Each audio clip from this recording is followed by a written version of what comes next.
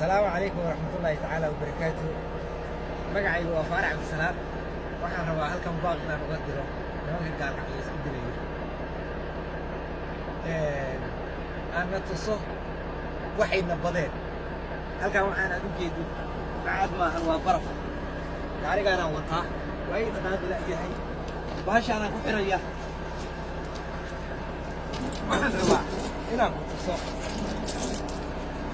dhibta aad maaragtay na badeen dalka aan leenahay barwaaqada uu leeyahay عيدة هدات يعني واحدة قوها يستاهل. ربما كان يسكدر يروحون ملايين يعطي نوالية.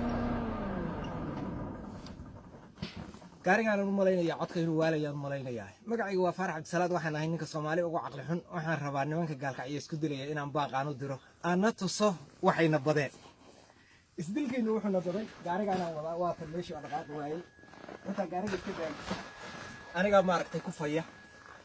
baashaan ku xirayaa gaariga si aan meesha uga tago dibta ay haysata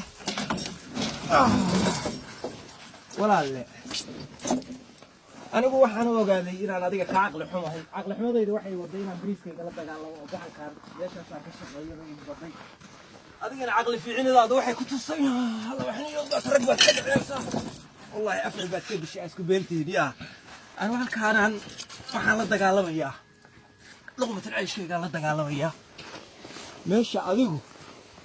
xiliyahaaga iyo rikroonidaada iyo caqligaagu ay ku tuseen rag iska dhicsid qabooba arafkeedii kalan gaari lahay yaa walaalle ilaahay ha ku guuleeyo waxaan ku dhihi lahaa intaan nid diri lahayd dusha aad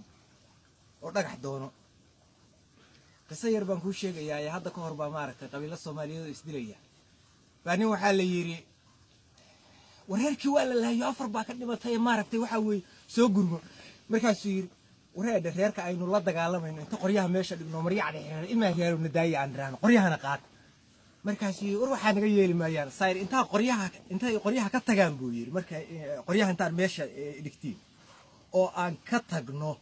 magaalada markay qabsadaan oo guryaha degaan quruxda badan aynu magaalada gaargacanlayaal ka noqon oo intaan magaaladaas aan ku aasnaan lahaa oo ciidda ku hoos jiri lahaa anigoo gaarigacanle iyo baalashle iyo maaragtay waxa weeye xamaali iyo anigoo ka baan ka doorbidaya walaal waxa dilina waxa dawe